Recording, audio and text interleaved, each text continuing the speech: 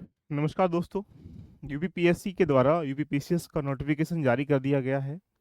यानी 2025 का जो बिगुल है लगातार आपके सामने यूपी पीएससी आयोग के द्वारा नोटिफिकेशन जारी कर कर आपको एक संकेत दे दिए गए हैं कि आप अपनी तैयारी में लग जाइएगा। सबसे पहली कड़ी होती है कि जो एग्जाम नोटिफिकेशन उसको समझ पाना। लगातार बच्चों के मैसेज आ रहे थे, सर एपियरिंग वाले पार्टिसिपेट कर सकते नहीं कर सकते हैं, हम किस तरह की एक प्रकार से पोस्टों के लिए एलिजिबल हैं, क्या क्वालिफिकेशन इसमें ओनली यूजी मांगी जाती है या जो एज है वो एक प्रकार से कब तक मांगी गई है।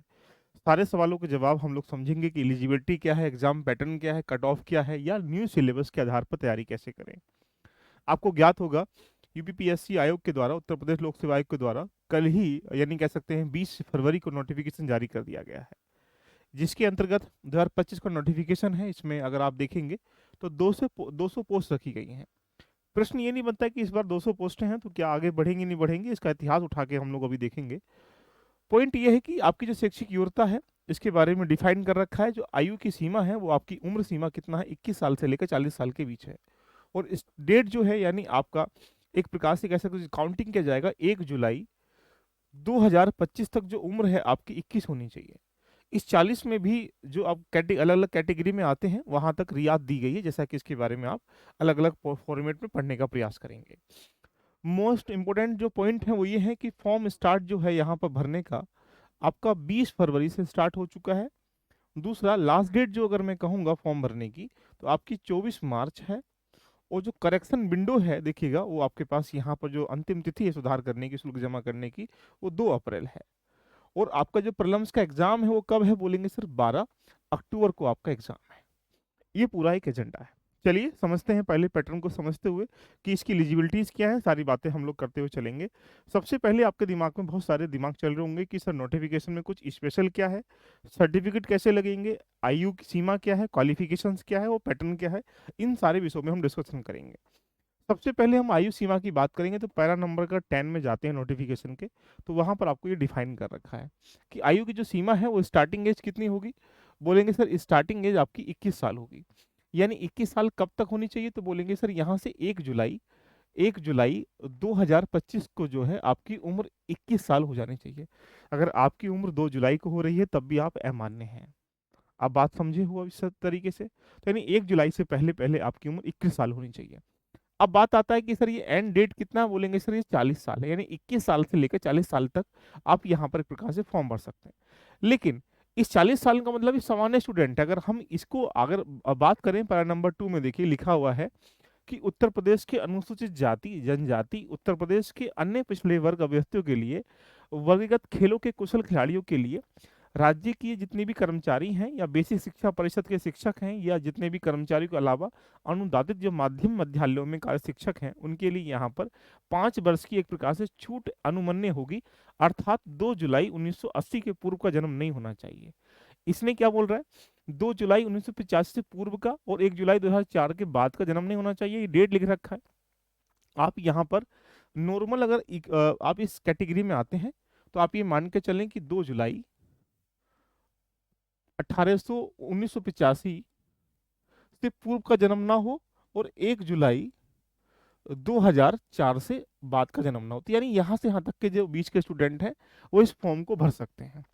लेकिन अगर आप इस अलग कैटेगरी में, आप एससी कैटेगरी में आते हैं, एसटी कैटेगरी में आते हैं, ओबीसी कैटेगरी में आते हैं, विकलांग के अलावा बाकी अन्य राजकीय सेवाओं की कैटेगरी में आते हैं, तो वहां पर इन्होंने डिफाइन किया गया है कि जो उम्र की सीमा है वो कितना है, बोलेंगे 5 जुलाई है, 5 वर्ष है।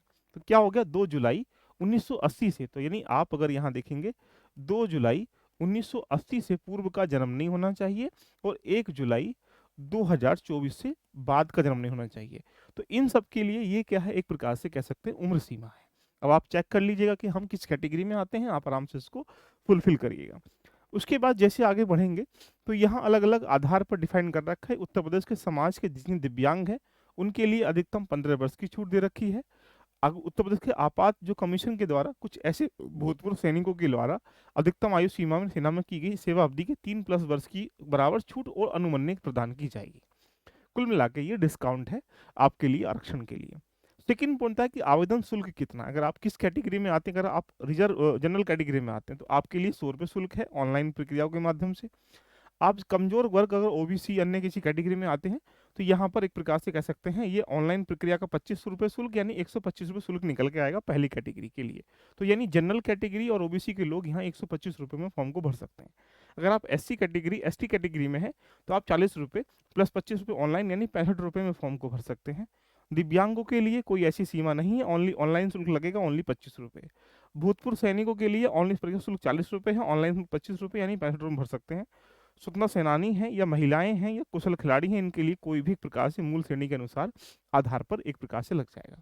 कुल मिला के ये एक तो पेमेंट रहा और एक उम्र को समझे हैं। बात आती है सर हमारा जो आधार है फॉर्म भरने का, 200 वैकेंसी है, 200 वैकेंसी को अलग अलग भागों में बांटा जाता है। सामान्य जनरल की जो वैकेंसी जैसे एसडीएम है, डिप्टी एसपी है, इनके लिए कोई स्पेशल एलिजिबिलिटीज नहीं होती है, लेकिन डिप्टी एसपी बनने के लिए आपके लिए कुछ फिजिकल क्वालिफिकेशंस होना आपके लिए बहुत जरूरी है। बातें करेंगे इसके बारे में भी, लेकिन इससे पहले अगर आपको जिला प्रशासनिक अधिकारी बनना तो इसके लिए आपके पास किसी भी विश्वविद्यालय से स्नातक की डिग्री होनी चाहिए, यानी यहाँ पर आपके सामने ये डिग्री बोल रखा है। तो जिला प्रशासनिक अधिकारी बनने के लिए, श्रम प्रवर्तन अधिकारी बनने के लिए, खाद्य सुरक्षा अधिकारी बनने के लिए या सहायक निबंधन सहकारिता अधिकारी बनने के लिए, जिला लेखा परीक्षक अधिकारी बनने के लिए, सहायक श्रम आयुक्त अधिकारी बनने के लिए, सहायक आयुक्त उद्योग अधिकारी बनने के लिए, सहायक शोध अधिकारी बनने के लिए यहाँ अलग अलग एलिजिबिलिटीज दे रखी हैं। कोई स्टूडेंट ने अगर मान लीजिएगा यहाँ पर अगर पहले इस बात करेंगे आप श्रम प्रवर्तन अधिकारी बनना चाहते हैं तो उसके लिए जरूरी है कि अर्थशास्त्र समाजशास्त्र वाणिज्य के साथ स्नातक उपाधि विधि या श्रम संबंधी जितने भी प्रकार से कल्याण के लिए आपने यहाँ पर समाज कल्याण में समाज कार्यों में आपने कार्मिक प्रबंधन में कोई पोस्ट ग्रेजुएट डिप्लोमा हो आपके पास या परिस्नातक उपाधि होनी चाहिए। तो ये वो कैटेगरी है जो स्पेशल क्वालिफिकेशन एलिजिबिलिटीज यहाँ दे रखी हैं। अगर आप इसी रूप में यहाँ जाते हैं तो आपके पास अगर सहायक आयुक्त उद्योग बनेंगे आप तो इसके लिए क्या है, किसी विश्वविद्यालय में किसी मान्यता प्राप्त संस्था से कला क्षेत्र में, विज्ञान क्षेत्र में, वाणिज्य में या प्रौद्योगिकी में स्नातकोत्तर यानी यूजी होना चाहिए। और आपके सामने वस्त्र उद्योग में किसी मान्यता प्राप्त संस्थान से स्नातकोत्तर उपाधि या वस्त्र उद्योग में कम से कम एक स्नातक उपाधि होनी चाहिए। तो हर किसी पोस्ट के लिए एलिजिबिलिटी अलग अलग होती है। यहाँ आप एक बार देख लीजिएगा कि आप किस कैटेगरी में आएंगे। जैसे अगर आप यहाँ पर खाद्य अधिकारी बनना चाहते हैं तो आपके पास यहाँ है कि मान्यता प्राप्त किसी विद्यालय से खाद्य प्रौद्योगिकी या डेयरी प्रौद्योगिकी के बाद जैव प्रौद्योगिकी या तेल प्रौद्योगिकी या कृषि विज्ञान में, पशु चिकित्सा विज्ञान में, जैव रसायन विज्ञान में या सूक्ष्म जीव विज्ञान में स्नातक की उपाधि होना कंपलसरी है। तो ये वाले एलिजिबिलिटी वाले लोग ही इस फॉर्म को एक प्रकार से, फॉर्म तो वही है बस उस पर जब टिक करेंगे लास्ट में तो वो वहाँ पर टिक कर सकते हैं। तो ये एक एलिजिबिलिटी है। अब आपका मान डिप्टी एसपी है या होमगार्ड है या बाकी जितने भी जिला युवा कल्याण अधिकारी है, उनके लिए आपको फिजिकल एक्टिविटीज से भी गुजरना पड़ेगा। तो इस रूप में हम यहाँ कह सकते हैं कि जैसे जो विद्यार्थी स्टूडेंट है उनकी ऊंचाई, अगर आप केवल पुरुष अवस्थी हैं और रिजर्व श्रेणी में नहीं आते हैं, जनरल कैटेगरी में आते हैं, तो आपके पास हाइट कितना 165 सेंटीमीटर होना चाहिए। सीना आपका 84 बिना फुलाए है, फुलाने के बाद 89 होना चाहिए। अब अनुसूचित जनजाति में आते हैं तो यहाँ पर 160 है, सीना 79 है, 84 है। देखिएगा महिलाओं के लिए सिर्फ यहाँ पर ऊंचाई दी जाती है 152 सेंटीमीटर, सीना की कोई आवश्यकता नहीं होती है। एसटी कैटेगरी के लिए भी यहाँ पर 147 है, सीने की कोई आवश्यकता नहीं होती है। सभी श्रेणियों में अगर महिलाओं के वजन की बात करेंगे तो न्यूनतम वजन 40 किलो से कम नहीं होना चाहिए, यानी न्यूनतम वजन है ये न्यूनतम 40 किलोग्राम होना चाहिए, अधिकतम इसकी कोई रिक्वायरमेंट नहीं है। इसी प्रकार से अगर आप जिला कमांडेड होमगार्ड में जाना चाहते हैं तो पुरुष अवस्थिति की जो ऊंचाई है वो 165 होनी चाहिए, सीना 84 है, 89 सेम है जो डिप्टी एसपी में होता है। महिला के लिए यहाँ पर 85 है, 150 है। लेकिन अगर आप होमगार्ड कंपनी कमांडर में जाते हैं, जिला कमांडेंट में जाते हैं तो यहाँ 79 और 84 यहाँ सीना भी आपको फुलाना पड़ेगा, चाहे आप महिला या पुरुष स्टूडेंट क्यों ना।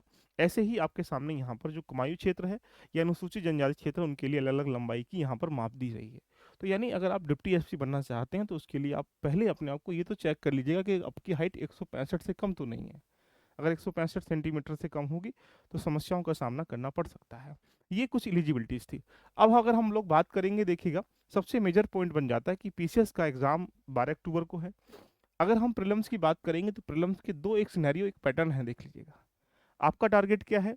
अगर मैं ये टारगेट को देखूँ सर, ये जीएस का जो पेपर है यहाँ पर 150 नंबर का आपका पेपर होगा। इस 150 नंबर में से आपको कोशिश ये करनी है 150 क्वेश्चनों का 200 नंबरों का, तो इस 150 क्वेश्चनों में कोशिश करनी है कि 100+ क्वेश्चन सही होने चाहिए। अब इसकी प्रक्रिया कैसे अपनाया जाए। ऐसे ही सीसेट में बहुत सारे बच्चे इस बार भी कहीं ना कहीं डगमगा रहे हैं। इस गतिविधि में जो सीसेट का यहाँ पर 100 क्वेश्चन आएंगे उसकी भी रूपरेखा आपको देखनी है। अगर मैं लास्ट ईयर के ट्रेंड को समझाने का प्रयास करूँ आपके सामने तो आप ये देखेंगे कि 2020 में 110 मार्क्स पर यानी 83 क्वेश्चनों पर प्रीलिम्स हुआ था जनरल कैटेगरी के। ये अलग अलग कैटेगरी के अलग अलग मेरिट हो सकती है, मैं जनरल कैटेगरी की बात कर रहा हूँ। यहाँ पर 115 है, 111 है, 125 है, अभी 2024 का फाइनल नहीं हुआ है, 25 की बात तो हम कर ही नहीं रहे हैं। तो ऐसी गतिविधि में 86 क्वेश्चन है, 83 क्वेश्चन है, 94 क्वेश्चन है। अभी तक 4-5 सालों का इतिहास उठा के आप देख लेंगे तो ये कह सकते हैं कि 100 क्वेश्चन सही होने से नीचे नीचे अगर आप कर पाते हैं तो आप आराम से प्रीलिम्स क्वालिफाई कर पाएंगे। तो आपका टारगेट क्या है कि 2025 का एग्जाम अगर आप दे रहे हैं तो आपके पास चुनौती है कि कम से कम 100 क्वेश्चन सही करने की भूमिका में आना चाहिए। इसी रूप में अगर हम वैकेंसी की बात करें, 2020 में वैकेंसी 200 नोटिफिकेशन आया था, 200 पे 487 हो चुकी थी। इस बार 220 पे आया 2024 में, लगभग 700-800 के अराउंड यहाँ होंगी। इसी रूप में 2023 में भी 173 पे आया था, 254 हुई थी। 2020-22 में देखेंगे 250 पे आया है, 384 हुआ था। 221 पे आया है यहाँ पर 400 पे, और ये 678 हुआ था। ऐसे ही 2025 में भी नोटिफिकेशन 200 के अराउंड आया, लेकिन ये सोच के चलो कि लगभग यहाँ भी वैकेंसी 400-500 के अराउंड हो ही जाएंगी। तो अब आपके पास चुनौती क्या बन जाती है कि अपनी तैयारी को बेहतर करने के लिए आपको जो ये जीएस का सिलेबस है, ये जो सीसेट का सिलेबस है, उसको 3 स्टेज से आपको यहाँ पर गुजरना है। सबसे पहला स्टेज नंबर 1, देखो आपके पास 7 से 8 महीने हैं देखिएगा, और पहली स्टेज पे सबसे पकड़ है कि सिलेबस पर पकड़ बनाया जाए, बेसिक चीज़ों को एनसीईआरटी वगैरह जो भी एक चीज़ें होती हैं उनको कंपाइल किया जाए, आपके पास जितने पीवाईक्यू हैं उनको आपस में समझने के लिए एक बार दो बार पढ़ा जाए। जब ये कर लोगे तो फिर एडवांस चीज़ें आप स्टेज नंबर 2 पे करिएगा, किताबें, नोट्स, कोचिंग के माध्यम से जो भी आप एलिजिबल हैं उसके आधार पर आप यहाँ पे क्या करिएगा, उनको तैयार करिएगा। इसमें फिर एक्स्ट्रा करिकुलम में जैसे मेंस का आंसर राइटिंग है, एस्से राइटिंग है, हिंदी का पार्ट है, उसे कवर करिएगा। जैसे ही आप इसे कवर कर लेंगे, ये कवर कर लेंगे, तो आपके पास जो कोर एरिया के नोट्स हैं वो रेडी हो जाएंगे। ये सेकंड स्टेज, लास्ट स्टेज जब बढ़ेगा तो वहाँ पर सिर्फ आप जो पहला दूसरा स्टेज फॉलो करके आए हो, इस स्टेज को आप क्या करेंगे, थर्ड स्टेज में आप लोग इम्प्लीमेंट करेंगे, रिवीजन करेंगे, प्रैक्टिस करेंगे, टेस्ट लगाएंगे, मॉक लगाएंगे, जो कोर एरिया है उनका मल्टीपल टाइम देखेंगे, उसमें कंसाइज वे में कुछ नोट्सों को हम लोग यहाँ पर कंपाइल करेंगे, ये काम करेंगे। यानी यहाँ से यहाँ तक की जर्नी को रेडी करने के लिए आपके पास लगभग 1500 से लेकर 2000 घंटे का आपका टाइमिंग चाहिए। इतने टाइमिंग में आप जीएस 1 2 3 4 5 6 हिंदी, ऐसे प्रीलिम्स का जीएस है, सीसेट है, इसको कवर कर पाएंगे।